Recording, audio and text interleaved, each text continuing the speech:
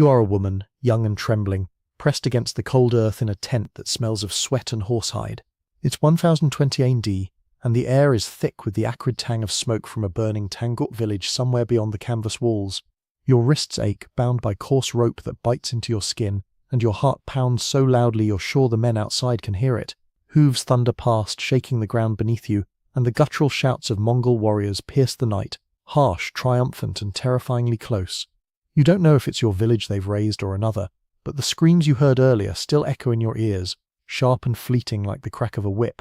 A shadow moves at the tent's entrance, a silhouette broad and unyielding, and you shrink back, your breath catching as the flap is thrown open. The man who enters is not just any warrior. His eyes, hard as flint, scan the dim space, and though you've never seen him before, you know who he is. Everyone does.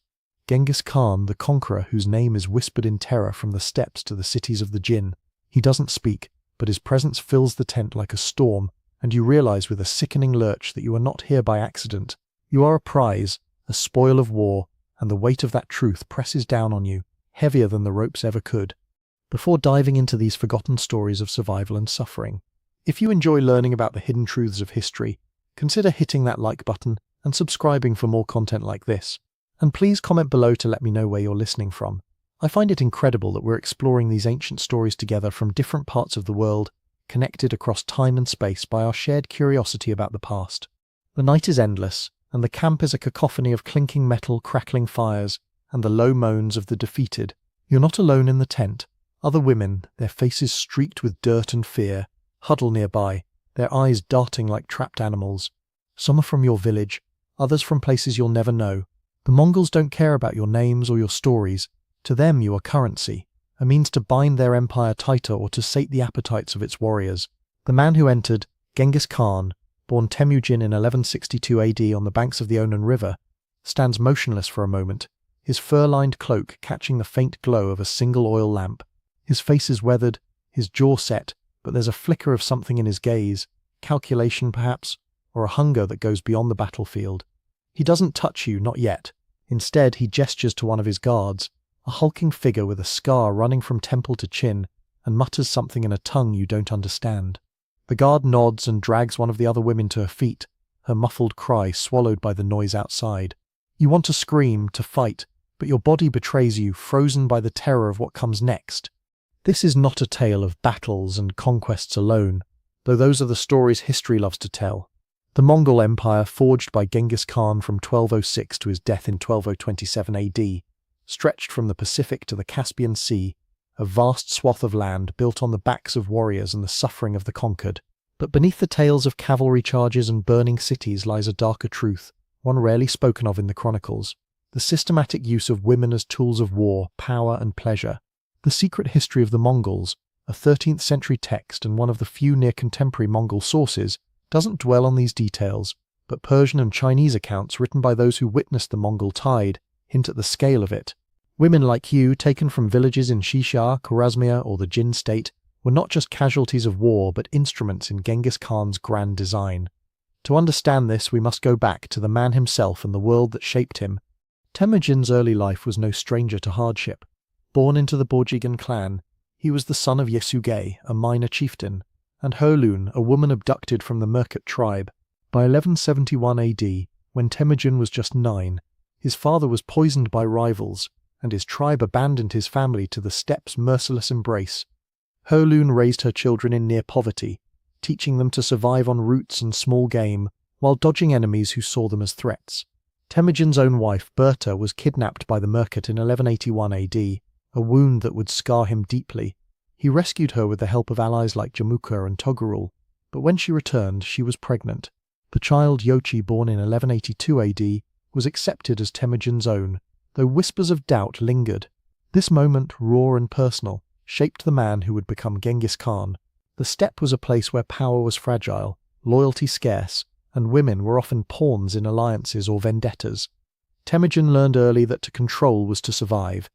By 1206 AD, after years of brutal campaigns, Temujin had united the Mongol tribes and taken the title Genghis Khan, meaning universal ruler. His empire was not just a military machine but a system of control, and women were central to it. The Mongols, nomadic and pragmatic, saw marriage and concubinage as tools to bind tribes and secure loyalty. Genghis had 4 principal wives, Buter, Kulan, Yesui, and Yesugan, each overseeing a camp or ordo within his massive harem. Historians like Basanjov Terbish, in his 2023 book, Sex in the Land of Genghis Khan, estimate that Genghis's harem numbered around 500 women, though only 44 were officially recorded as wives or concubines. These women were often daughters of defeated rulers, like Chukka of the Tangut or the Jin Emperor's daughter, offered as tribute to spare their people further slaughter. Each night Genghis would visit different tents, his movements guarded by the Keshig, an elite force of 10,000 men who ensured his safety and tracked his whereabouts. The harem wasn't just about desire, it was a political institution, a way to weave conquered peoples into the Mongol tapestry. Imagine the weight of that life. You're one of those women now, pulled from your home in a raid on Wulahai in 120 AD. The city's walls, once thought impregnable, crumbled under Mongol siege engines, and now you're here, in a yurt that smells of damp wool and burning herbs. Your dress, once fine silk, is torn at the hem, and the cold seeps through the thin fabric, chilling your bones. Outside, the camp is alive with movement, horses snorting, men laughing, the clatter of iron as weapons are sharpened. You hear the other women whispering, their voices low and urgent. Some speak of escape, but the steppe is vast, and the Mongols are relentless. Others speak of survival, of learning to please, to carve out a place in this new world. You see their faces in the flickering light, a girl no older than 16, her eyes hollow, an older woman, her hands calloused, muttering prayers in a language you don't know. They are all different, yet bound by the same fate. The Mongol system was ruthless but calculated. Women were divided into categories: principal wives, concubines, and slaves. Principal wives like Berta held status, managing their own households and advising on tribal matters. Concubines, often high-born captives, lived in relative luxury but had no freedom. Slaves, like you might be, faced the worst fates: domestic labour, sexual servitude, or trade in the bustling markets of the Silk Road. The 13th century Persian chronicler Juvaini, who served the Mongols, wrote of women being traded like livestock, their value measured in horses or gold. Some were forced to serve soldiers, their bodies used to provide comfort after battles, as described in a 2025 article on vocal.media. Others, deemed beautiful or exotic, were sent to Genghis's harem, where they lived in a golden cage, as the same article puts it, their lives dictated by the Khan's whims. Falling out of favour could mean demotion, exile, or death. The power dynamics were stark. Men like Genghis held absolute control, but women too wielded influence in subtle ways. Berta, his first wife, was a trusted advisor. Her counsel sought even in matters of war. Mongol women in general, as Terbish notes, were active in public life, managing trade, driving wagons, even fighting alongside men. Yet this freedom was not universal. Captive women had no such agency. You feel it now, the weight of eyes on you, the unspoken expectation that you must perform, please, survive. The guard returns, his boots crunching on the packed earth, and points to you. Your stomach twists, but you force yourself to stand, your legs shaking. The other women look away, their silence louder than any scream. Genghis's sexual practices were not just personal indulgences, they were strategic. By taking women from every conquered tribe, he ensured his bloodline spread across his empire, a genetic legacy that modern DNA studies confirm. A 2003 study in the American Journal of Human Genetics found that 8% of men in the former Mongol Empire, roughly 16 million today, carry a Y chromosome marker likely tied to Genghis and his sons. This was no accident. He fathered hundreds, perhaps thousands of children, though only 9 with Berti are named in the records. 4 sons, Joki, Chagatai, Ogede, and Tolui, and 5 daughters.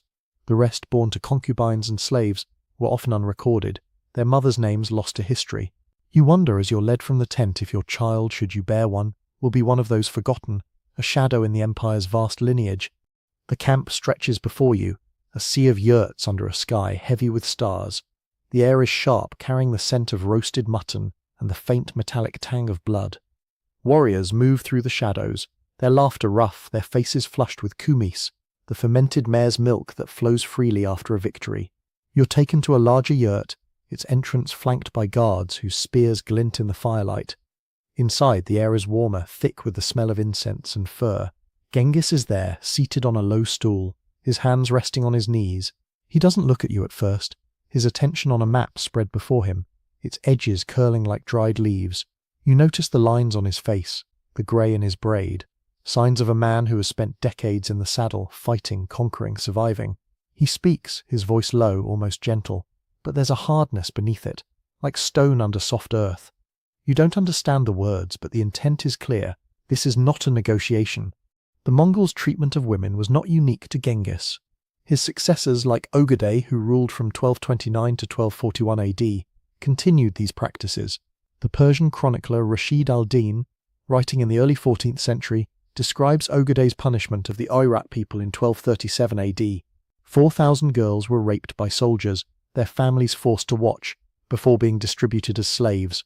The brutality was a message, a reminder of Mongol dominance. Yet, as Terbish argues, Mongol society was not uniformly cruel. Adultery, for instance, was punished harshly during Genghis's early conquests, often with death to prevent feuds, but later laws were lenient, imposing fines instead. Single women and widows faced little scrutiny.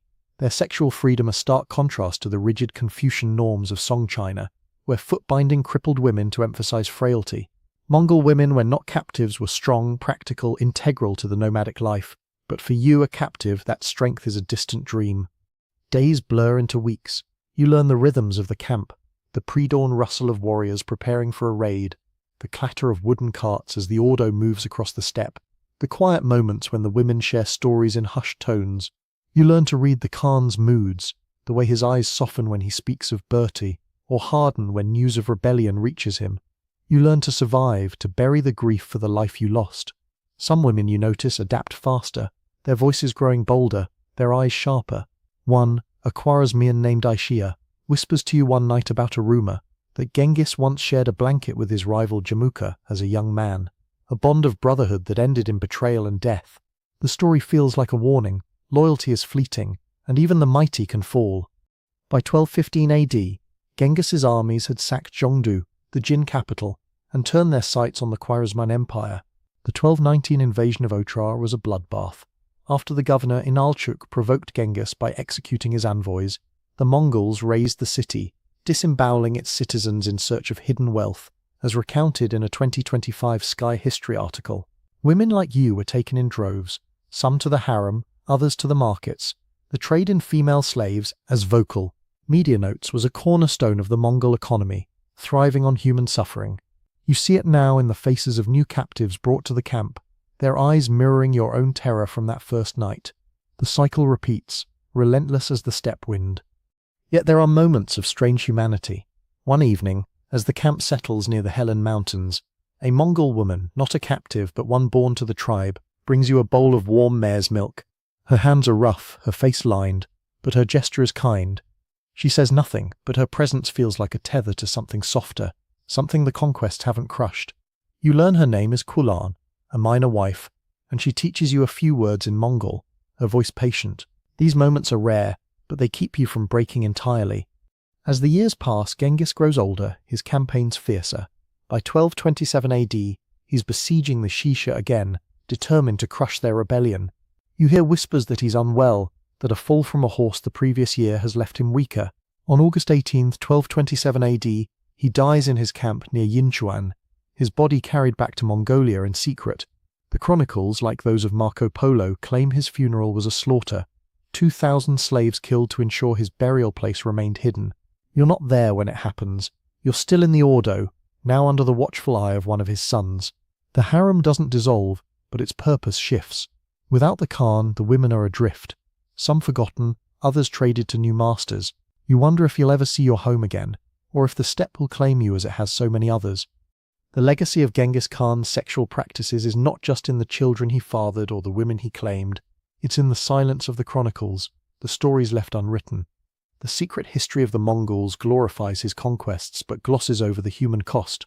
Persian and Chinese sources like Juvaini and Rashid al-Din offer glimpses of the truth, but even they are filtered through the lens of their own agendas.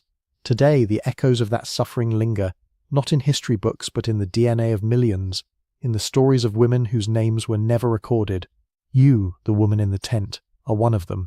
Your life a thread in the vast tapestry of an empire built on blood and ambition.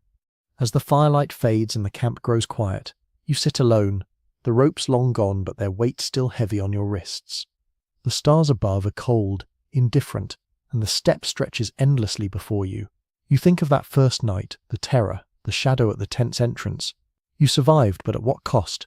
The man who claimed you is gone, his empire fracturing, but the scars he left on you, on countless others, endure. They are not spoken of, not written, but they are there, etched in the silence of the night, in the wind that carries the cries of the forgotten across the endless steppe. Genghis Khan, scriptu tot tholn tefand pagin dulseu. Web 488, make it longer. You are a woman, barely 20, your body pressed against the cold, packed earth inside a yurt that reeks of damp horsehide and sour sweat. It's Palsam the 1 AD, somewhere on the windswept plains of the Jisha kingdom, and the night is alive with terror. The air stings your lungs, heavy with the choking smoke of a village, maybe yours burning beyond the canvas walls. Your wrists burn, bound by ropes that dig into your flesh like teeth, and your pulse hammers in your ears, drowning out the distant wails of the defeated. Hooves pound the ground outside, a relentless drumbeat, and the guttural laughter of Mongol warriors slices through the dark, sharp as a blade. You try to shrink into the shadows, but there's nowhere to hide. The tent flap rips open and a figure steps inside, his silhouette broad and unyielding against the firelight. His eyes, cold as the steppe winter, lock onto you, and though you've never seen him before, you know him. Everyone does. Genghis Khan, born Temujin in 1162 AD, the man whose name is a curse whispered from the Gobi to the Jin cities. His presence is a weight, a storm trapped in human form, and as he steps closer, the truth crashes over you. You are not here by chance. You are a spoil of war, a living trophy, and the ropes binding you are nothing compared to the chains of his will. Before diving into these forgotten stories of survival and suffering, if you enjoy learning about the hidden truths of history, consider hitting that like button and subscribing for more content like this. And please comment below to let me know where you're listening from. I find it incredible that we're exploring these ancient stories together from different parts of the world, connected across time and space by our shared curiosity about the past. The camp outside is a living beast, its pulse made of clinking iron, crackling fires, and the low moans of those who've lost everything. You're not alone in the yurt. Other women huddle nearby, their faces pale and streaked with ash, their eyes darting like cornered deer. Some are from your village, their familiar features twisted by fear. Others are strangers, their origins as distant as the stars above. The Mongols don't care who you were. A farmer's daughter, a merchant's wife, a noble's sister. To them you are chattel, a means to cement alliances, sate desires, or fill the coffers of their empire. Genghis stands still for a moment, his fur-lined cloak catching the dim flicker of an oil lamp. His face is a map of scars and weathered lines, his braid streaked with grey, but his gaze is sharp, calculating. There's a hunger in it, not just for flesh but for power, for the threads that bind his empire together. He murmurs something to a guard, a towering man with a face carved by a jagged scar, and the guard seizes a woman from the corner. Her cry is brief, choked off as she's dragged into the night. You want to scream, to claw at the earth, but your body is a traitor, frozen by the weight of what's to come. This is not just a story of conquest, though the chronicles love to sing of Genghis Khan's battles, his cavalry thundering across the steppe, his armies toppling cities like Zhongdu in 1215 AD or Samarkand in 1220 AD. The Mongol Empire, forged from 1206 to his death in 1227 AD, was a colossus, stretching from the Sea of Japan to the Caspian, built on blood and ambition. But beneath the tales of swords and siege engines lies a shadow history, one the scribes barely touched. The secret history of the Mongols, written in the 13th century, glorifies the Khan's triumphs but skims over the human cost, especially for women. Persian chroniclers like Javaini and Rashid al-Din, writing in the 13th and 14th centuries, offer glimpses of the truth, as do Chinese records from the Jin and Song dynasties. Women like you, torn from homes in Shishai, Khwarezmia, or the Kipchak steppes, were not mere collateral damage. You were tools in a vast machine, used to bind tribes, reward warriors, and ensure the Khan's legacy. To understand this, we must trace the path of the man who became a myth, and the world that shaped him. Temujin's life began in hardship. Born in 1162 AD, on the banks of the Onon River to Yasuge, a minor chieftain of the Borjigan clan, and Hoelun, a woman stolen from the Merkit tribe. By 1171 AD, when he was 9, his father was poisoned by Tatar rivals, and his tribe abandoned his family to the steppe's cruelty.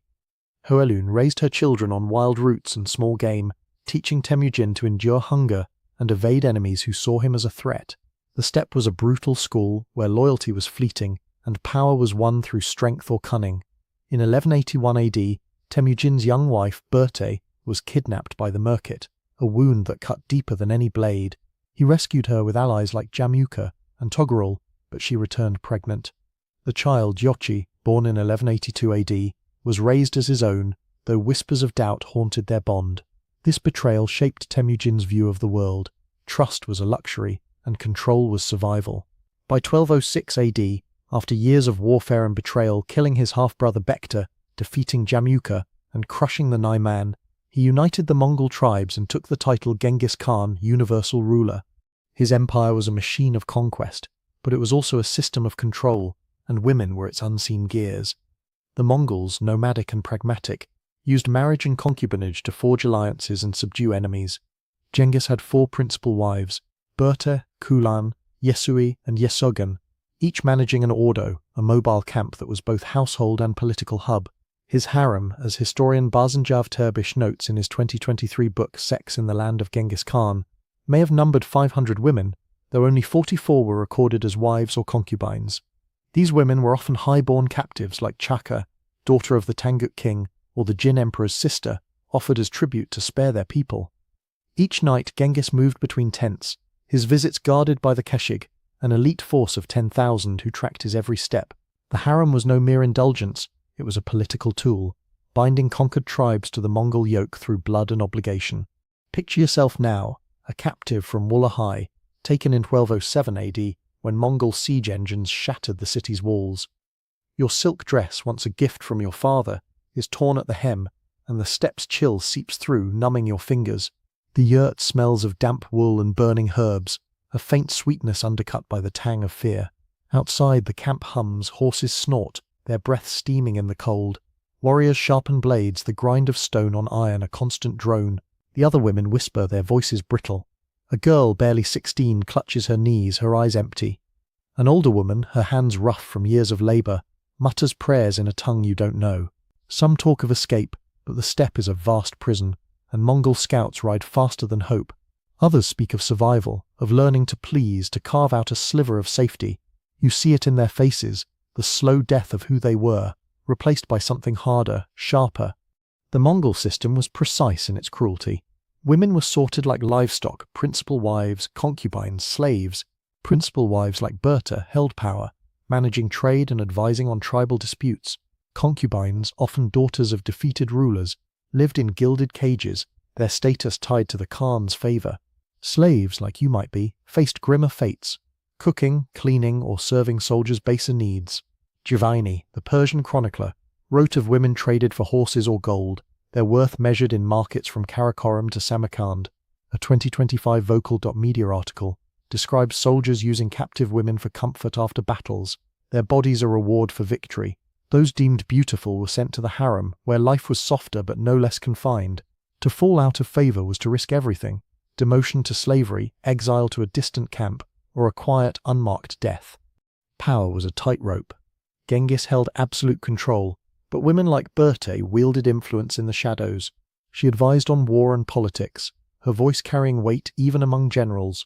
Mongol women, as Terbish notes, were integral to nomadic life, driving wagons, managing herds, sometimes fighting. Yet captives had no such freedom. You feel it now, the weight of eyes, the unspoken demand to perform, to survive. The scarred guard returns, his boots crunching, and points at you. Your stomach knots, but you stand, legs trembling.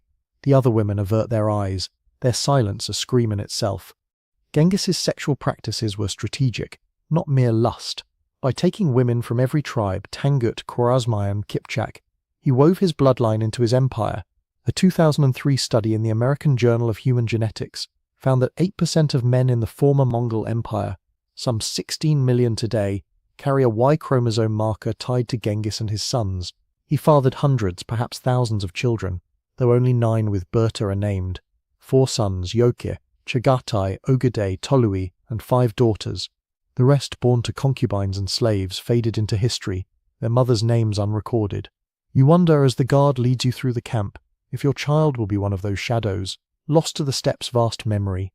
The camp sprawls under a sky thick with stars, the air sharp with the scent of roasted mutton and blood. Warriors move through the dark, their faces flushed with kumas, their laughter raw. You're taken to a grand yurt, its entrance flanked by guards with spears that gleam like fangs. Inside, the air is warm, heavy with incense and fur. Genghis sits on a low stool, his hands on his knees, a map before him curling at the edges. His face is lined, his braid greying, but his presence is a force, like the wind that bends the grass. He speaks, his voice low, almost soft, but it carries the weight of command. You don't understand the words, but the intent is clear. There is no choice here, only survival. This was not unique to Genghis. His sons and successors, like Ogedei R. in 11229–141 AD, continued the practice. Rashid al-Din records Ogedei's 11237 AD punishment of the Or-Arat, 4,000 girls raped before their families, then enslaved. The act was a message, a reminder of Mongol power, yet Mongol society was not all cruelty. Turbish notes that adultery, once punished by death to prevent feuds, later carried fines, and single women enjoyed freedoms unknown in Song China, where foot-binding symbolized fragility. But for captives, such freedoms were a myth. You learn this as days become weeks, as you memorize the camp's rhythms, the pre-dawn clatter of warriors, the creak of carts as the ordo moves, the hushed stories shared in the dark. You learn to read Genghis's moods, his eyes softening for Berta, hardening at rebellion. You bury your grief, your home a fading memory. Some women adapt faster. A Khwarezmian named Aisha, her eyes sharp as a hawk's, whispers one night of Genghis and Jamukha, brothers in arms who shared a blanket as youths, only for Temujin to order his death in 1205 AD. The story is a warning. Even the closest bonds break. By 1215 AD, Genghis sacks Zhongdu, and by 1219 AD, he turns on Khwarezmia after its governor, Inalchuk, slaughters his envoys. The 2025 Sky History article describes Otra's fall, citizens gutted, women enslaved. The slave trade, per vocal Mauda, was a Mongol lifeline thriving on human misery. You see it in the new captives, their eyes mirroring your own from that first night. Yet there are flickers of kindness. Near the Halen Mountains, a Mongol woman, Kwolun, brings you warm mare's milk. Her hands are rough, her face weathered, but her gesture is a lifeline. She teaches you Mongol words, her voice steady. These moments are rare, but they hold you together. By 1227 AD, Genghis, now aging, besieges Seashire again. Whispers say he's frail, injured from a fall. On August 18, 1227 AD, he dies near Yunchuan, his body spirited away. Marco Polo's accounts claim 2,000 slaves were killed to hide his grave. You're still in the Ordo, now under a son's gaze. The harem shifts, some women forgotten, others traded. You wonder if home is gone forever. The legacy of Genghis's practices is not just his children or conquests. It's in the silence of the chronicles, the women whose names vanished. Giovanni and Rashid al-Din hint at the truth, but the full weight lies in the unwritten. Millions today carry his blood, but the mothers are ghosts. You sit alone, the ropes gone but their ache lingering. The stars are cold, the steppe endless. You survived, but the scars remain, etched in the wind's howl, carrying the cries of the forgotten across the ages.